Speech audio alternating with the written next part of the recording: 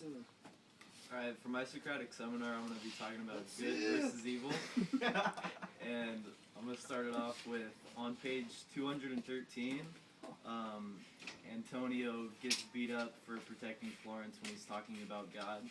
And do you think Antonio deserved what happened to him, even though he was doing it for a good cause? No, he did not deserve that. I mean, Florence, yeah, he doesn't believe in God, but that's not necessarily a reason to just beat somebody up. That shows ignorance within the religion. That just, I don't know. That's what they're trying to display. That's what Anaya was trying to say, is ignorance. Yeah, I agree. That shouldn't happen. That's just people taking what they believe in and just pushing it onto someone else in a really enforcing, violent way. And I don't think that was okay. And I agree. Like, it was Anaya's way of showing that, like,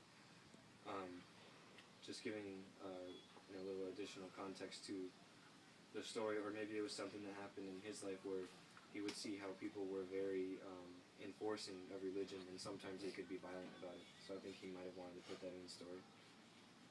It also shows that Antonio is just a good person in general. Like, he's not trying to force anything upon anyone, and he's defending people even though it's against what he believes in, but he's just being a nice guy. I think it's not like necessarily what he believes in.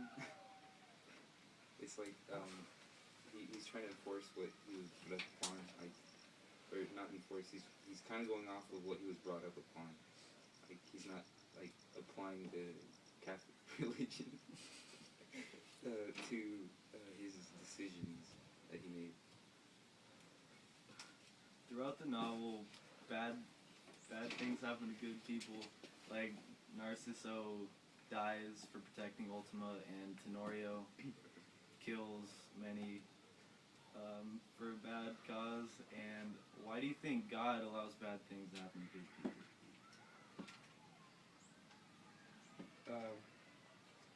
That's a big question, or that's like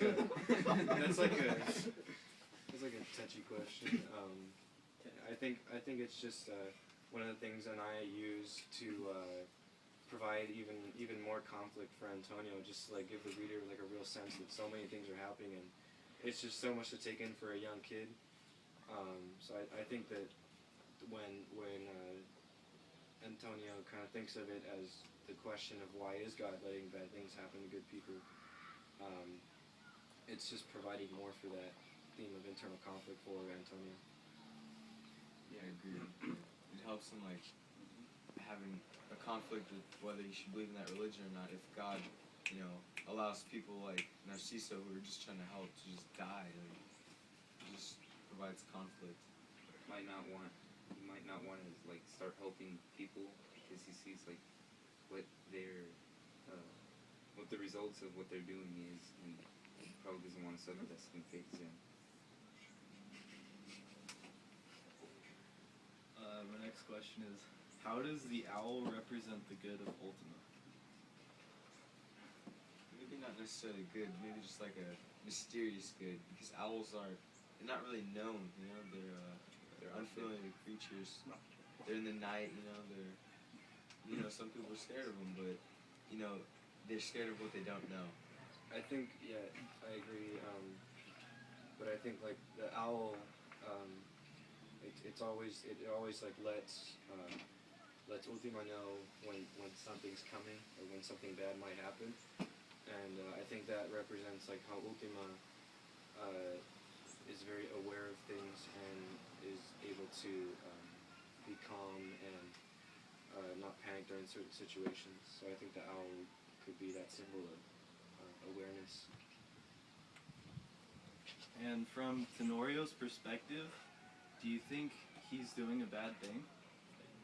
No, because he's he's defending his daughters. Like, his daughters, like, everyone else thinks they're evil, but to him, like, those are his kids. He loves and protects them, so he's just doing his job as a father. I disagree. Like, yeah, his daughters were killed like that, but he has no proof or whatever, and he's not a good person himself, and if he was, he'd understand that his daughters aren't doing the best things, and maybe the best thing for them right now is trying to care for them, not trying to get revenge.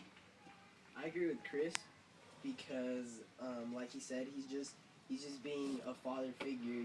Like, As a parent, I think like you never want to believe your kids are doing wrong. Even if you know your kids are doing wrong, you never actually want to believe it yourself. So I really think he's just protecting his daughter. Yeah, I see the point that all three of you are making there. Exactly, the parents might be in denial, and then Chris, it's exactly how the parents are going to want to support their kids, and I can also see that the parents should be able to tell their kids when they're doing something wrong. But when you put all those together, like everyone knew that he was kind of like off, like he was crazy, and so I think that he believed something, and he might have been so far off into that belief that even other situations and other influences, even within his family, might not change what he thinks. Like whatever he thinks is how it's going to go down in his mind, and what he will make a reality for himself. So I think that it's just that he just will refuse to believe anything else other than what he wants to do.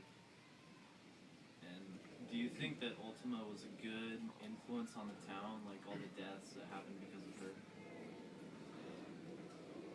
Kind of go both ways because, like, yeah, when she showed up, people started dying, which is a bad thing, but it wasn't directly the cause of her. And she also did do good upon people like Antonio because she like taught him to be an individual, to make decisions for himself, which is great to learn at such a young age.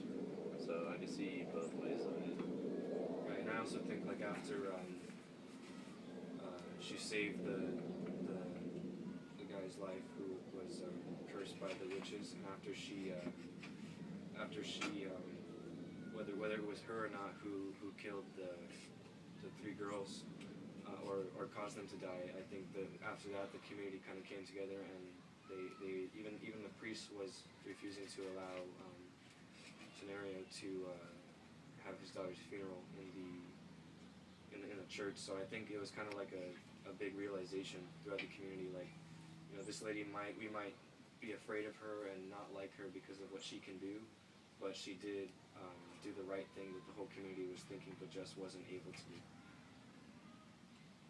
And for my final question, do you think all the deaths are worth Antonio gaining that knowledge and presence? Yes, because like he's pretty much prepared for not anything, but almost as he grows into an adult. Like he's seen so much as a little kid that stuff later on will phase him. I don't think necessarily was the right timing for it, though. I mean, he's only a little kid. He doesn't need to see death.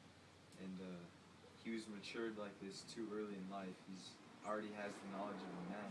It's not really fair. You didn't really get a childhood.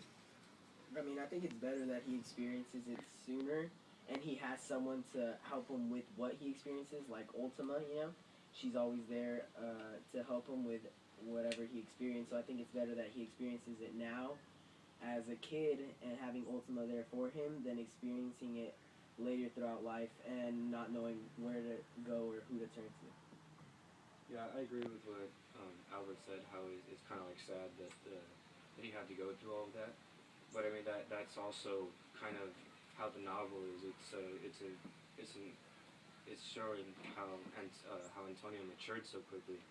So I think that based on how the novel goes off of, that's just how it had to happen. But I do agree with Albert that it's kind of sad that he had to go through all of that and see that at a young age.